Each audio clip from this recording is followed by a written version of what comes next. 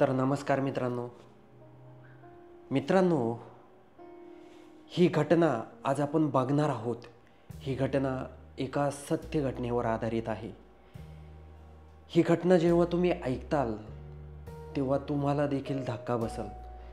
तर सुरुवात करूया. ही घटना आहे मुंबईची. मुंबईमध्ये एक गावातली मुलगी जी हिरोईन बनण्यासाठी मुंबईच्या मायानगरीमध्ये येते आणि आल्यानंतर घरच्यांना न सांगता ती मुंबईमध्ये येते आणि आल्यानंतरच तिचं स्ट्रगल सुरू होतं. तर होतं असं, सुरुवातीला ती एका नंबरद्वारे, फेसबुकच्या नंबरद्वारे मुंबईमध्ये पोहोचते.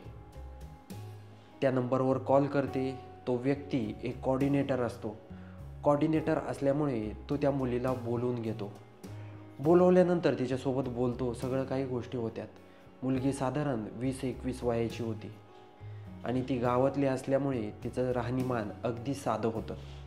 हीच गोष्ट त्या कॉर्डिनेटरच्या लक्षात आली आणि त्यानंतरच गोष्टींना सुरुवात होते.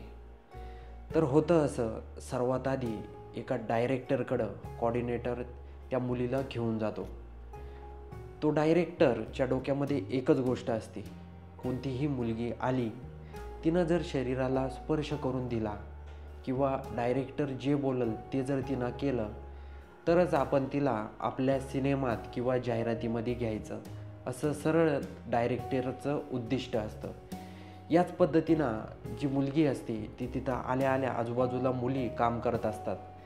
शहरातल्या मुली म्हटल्यानंतर एकदम शॉर्ट ड्रेसमध्ये ते काम करत असतात आणि डायरेक्टरचं लक्ष त्या मुलीकडे जातं. जो कॉर्डिनेटर असतो त्याचं नाव असतं संतोष. संतोष त्या मुलीला त्या डायरेक्टरकडं मोहनकडं घेऊन जातो आणि त्यानंतर नेल्यानंतर कॉर्डिनेटरची आणि त्या मुलीची कॉर्डिनेटर त्या डायरेक्टरसोबत, मोहनसोबत ओळख करून देतो. ओळख झाल्यानंतर डायरेक्टरची सर्वात पहिली मागणी, ही मुलगी काय हिरोईन बनणार, हिच्यामध्ये काय आहे, असा प्रश्न तो ते समोरच्या व्यक्तीला विचारतो. कॉर्डिनेटर बोलतो, हे सगळं काही तयार म्हणजेच हे सगळं काही एक रोल मिळवण्यासाठी काहीही करू शकते ही मुलगी. त्या पद्धतीनं ती मुलगी बोलते, मी तर हे गोष्टी करणार नाही, मला जे मिळवायचं आहे काम, अगदी प्रामाणिकपणे मला काम मिळवायचं आहे, असं डायरेक्टरला बोलते. डायरेक्टरला खूप राग येतो. तो बोलतो, निघ इथून, तुझ्याबद्दलचं हे काम नाही, कारण इथं फक्त अंग प्रदर्शन करणाऱ्या मुलीचंच हे काम आहे. त्यानंतर मुलगी तिथून निघून जाते. त्यानंतर मुलगी थोडे दिवस त्या कॉर्डिनेटरच्या घरी राहते. कॉर्डिनेटर तिचा वेळोवेळी फायदा घेतो. कॉर्डिनेटरची तिची ओळख कशी, फक्त फेसबुकवरून तिनं जाहिरात पाहून त्या कॉर्डिनेटरशी संपर्क साधला होता, एवढीच ओळख. त्या मुलीला अख्ख्या मुंबईमध्ये कुणीही ओळखत नव्हतं. ती कॉर्डिनेटरच्या भरोशी तिथं आलेली असते आणि कॉर्डिनेटरवर भरोसा ठेवून ती संपूर्ण गोष्टी करायला सुरुवात होते. तिच्याकडं काम नसतं. कॉर्डिनेटर बोलतो, तुला कुठेतरी कॉम्प्रोमाइज करावं लागेल, त्याशिवाय तुझं काम होणार नाही. त्याच पद्धतीनं कॉर्डिनेटर असं बोलल्यानंतर जी मुलगी असते तिला काही सुचत नाही. मुलगीचं नाव प्रिया असतं. प्रिया ही गावाकडची असते, तिला काहीच समजत नाही. कॉर्डिनेटर वेळोवेळी तिचा फायदा उचलतो. कॉर्डिनेटर बोलतो, तुला ह्या गोष्टी करावंच लागेल. थकून मुलीला जेव्हा मुंबईमध्ये कुठेही काम मिळत नाही, त्यानंतर मुलगी ठरवते, आपण डायरेक्टरच्या ज्या काही मागण्या आहेत त्या पूर्ण करायच्या.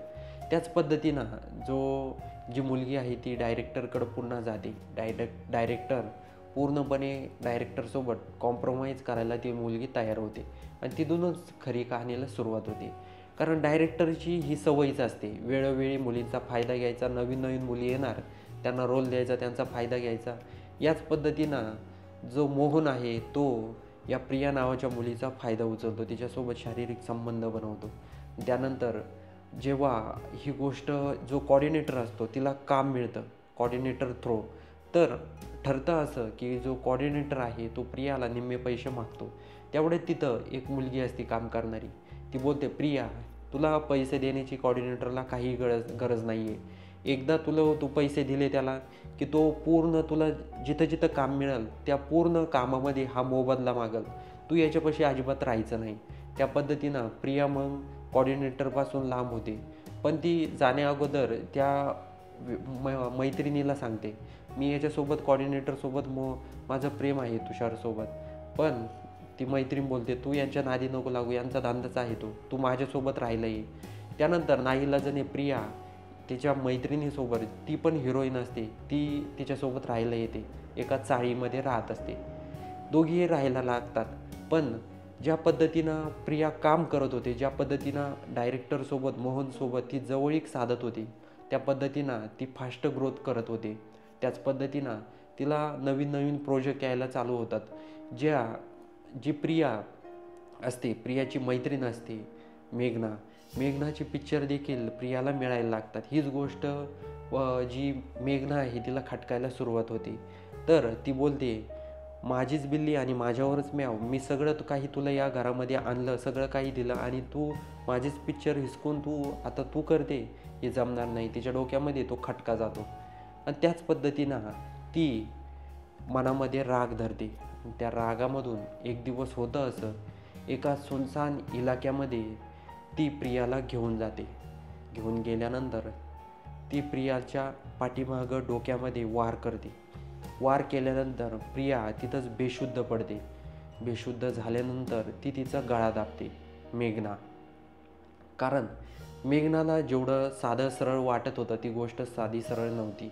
कारण मेघनाचं काम आता प्रियाला मिळू लागलं होतं. त्यामुळेच हा खटका मेघनाच्या डोक्यात जातो आणि त्याच खटक्यामधून मेघना प्रियाचा काटा काढते, तिला संपवते.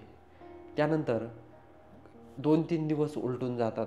तर जो मोहन असतो डायरेक्टर, तो शोधाशोध करू लागतो. कारण त्याचा अर्धा पिक्चर थांबला होता. कारण प्रिया त्यामध्ये हिरोईन होती आणि प्रिया अचानक गायब झाल्यामुळे त्याची देखील पंचायत उडत होती.